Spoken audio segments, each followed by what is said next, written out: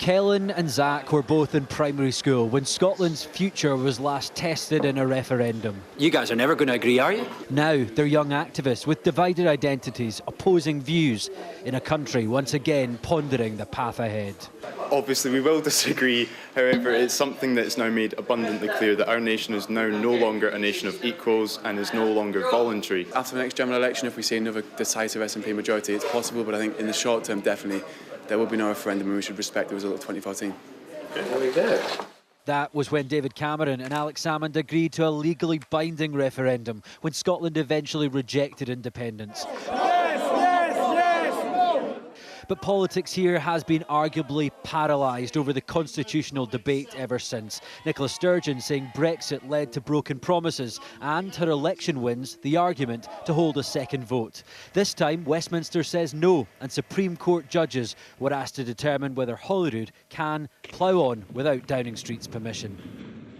The Scottish Parliament does not have the power to legislate for a referendum on Scottish independence.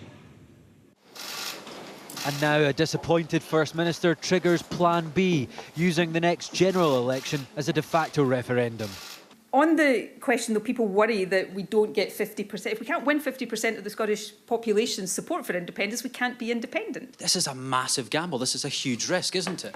Look, Conor, I'm going to try to put this simply. Democracy is always a risk if you want to look at it like that, because it depends on persuading people of the point of view you're putting forward. I think that the people of Scotland want us to be working on fixing the major challenges that we collectively face, whether that's the economy, supporting the NHS, or indeed supporting Ukraine. Now is the time for politicians to work together, and that's what this government will do.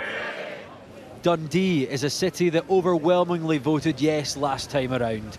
Now, this is a place where people are questioning what comes next. We can make our own decisions, we can make our own votes. We're quite capable, we're strong people, Scottish people, and I think it should be left to us.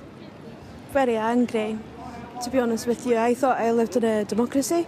Let's get to it, my friends.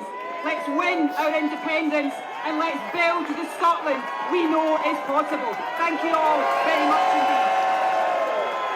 Almost every domestic issue here in Scotland is seen through the prism of pro-independence or pro-union, and today's judgment, however definitive, doesn't really move the conversation on a whole lot. What is clear is that both campaigns will continue to champion their cause. Battle lines have intensified as the legal limbo ends.